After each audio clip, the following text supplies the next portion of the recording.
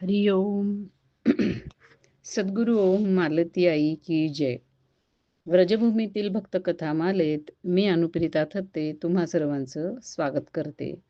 या कथामालेतली 74वी कथा श्री कामिनी कुमार घोष यांची आपण ऐकत आहोत. त्याचा आता 3रा भाग आपण ऐकूया. स्वतः राजर्षी वनमाली यांच्या सहवासाचा सुद्धा कामिनी बाबूंना खूपच लाभ झाला. वनमालीजी ह्यांना राजर्षी ही जी पदवी मिळालेली होती ती अगदी यथार्थ अगदी बरोबर होती. स्वतः राजा असून सुद्धा त्यांना विषय संपत्तीची आसक्ती, स्त्री पुत्र इत्यादींचा मोह किंवा मान सन्मानाची हाव हे त्यांच्या मनोवृत्तीला शिवून सुद्धा गेलेले नव्हते. संसारातली जितकी म्हणून काही एक लौकिक नाती असतात ती सर्व नाती आपल्या मनाने त्यांनी आपल्यासाठी प्रभूशीच जोडून ठेवलेली होती. आणि ही गोष्ट कामिनी बाबूंच्या लक्षात आली ती त्यांच्या निरीक्षणामुळे.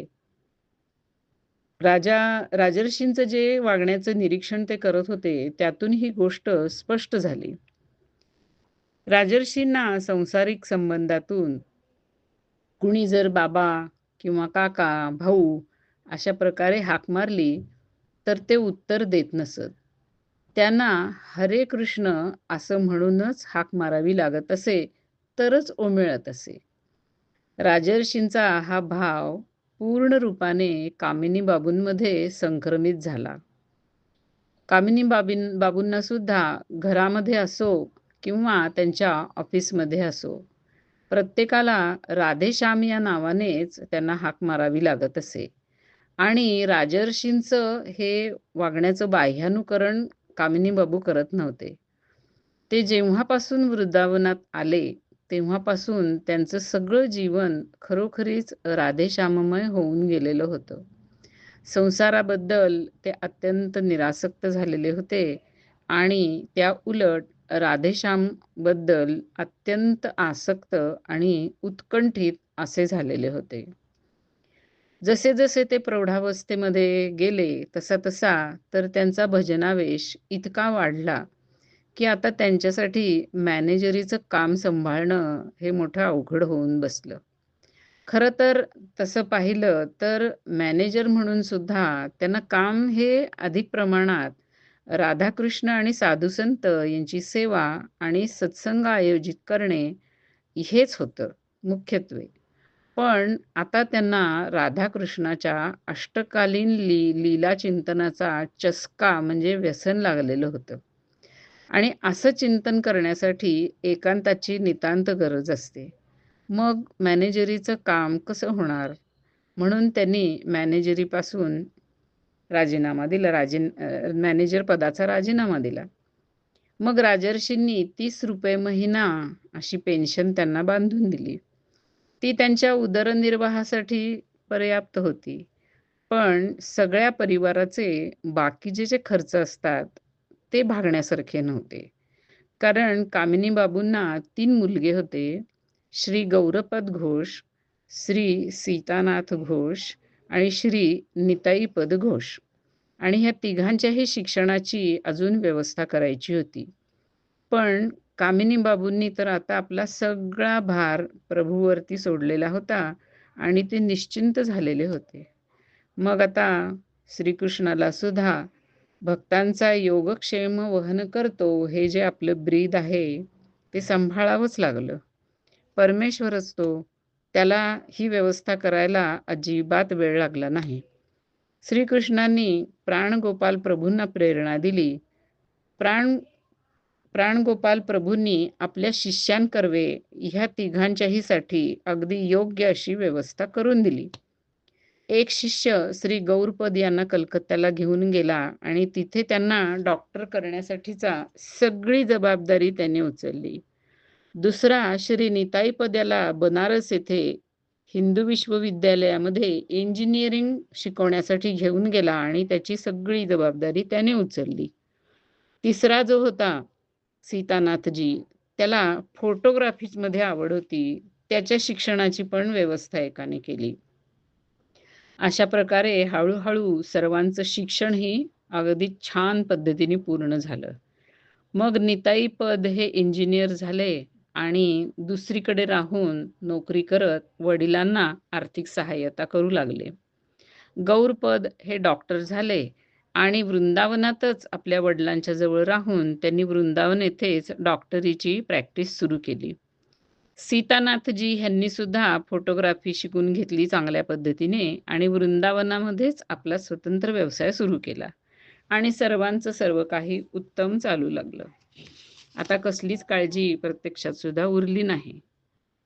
ह्या कामिनी बाबूंना कीर्तन फार आवडत असे आणि कीर्तनाचे ते चांगले जाणकार होते. कीर्तनाचे त्यांना ज्ञान होतं आणि थोड्याफार प्रमाणात ते चांगल्या पद्धतीने कीर्तनही स्वतः करत असत.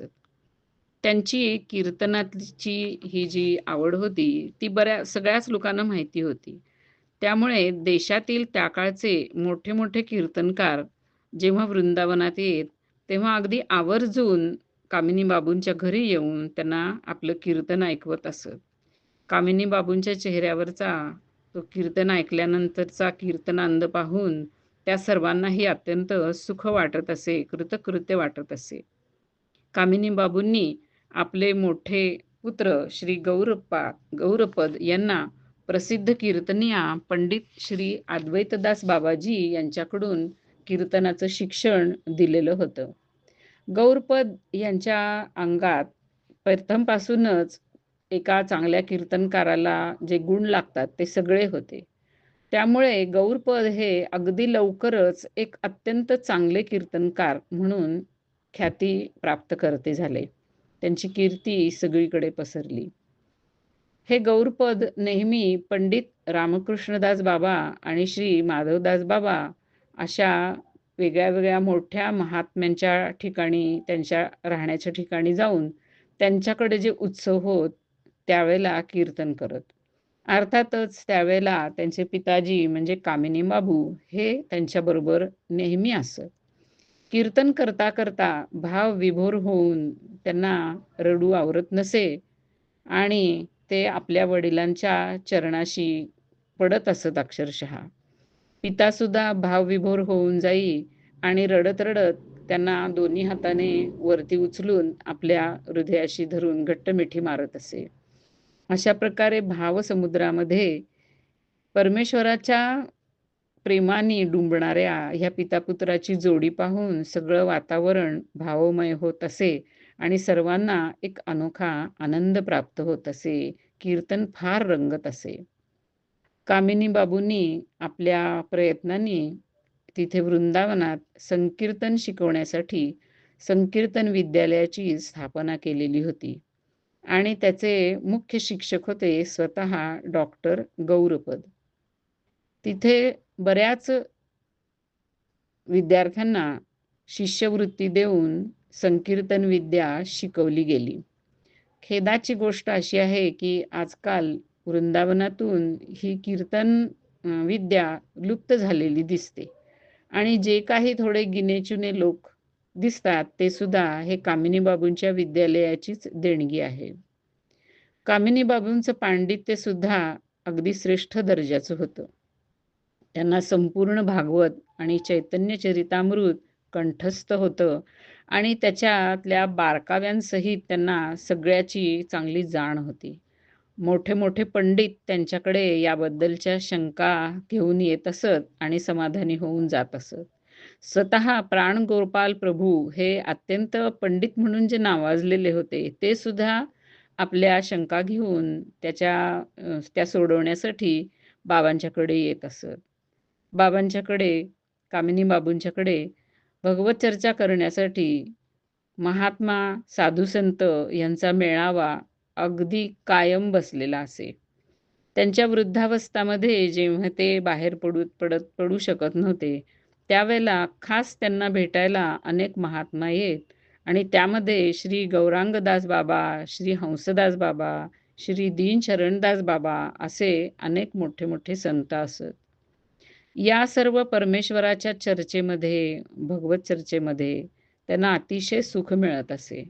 ते त्याच्यामध्ये रंगून जात आणि ह्या संसारातल्या सगळ्या गोष्टी ते विसरून जात. संसाराच्या पाशातून मनाने तर ते केव्हाच मुक्त झालेले होते. संसारातील सुखदुःखाचा त्यांच्या मनावरती परिणाम होत नसे. ते किती त्या बाबतीत तटस्थ होते झालेले किंवा निर्लेप झाले होते, हे एका घटनेने आपल्याला कळतं. ते साधारण 80 वर्षाचे होते आणि साधू संतांचा मेळावा भरलेला होता. त्याच्यामध्ये कथा कीर्तन आणि त्याच्याबरोबर भगवत चर्चा चाललेली होती.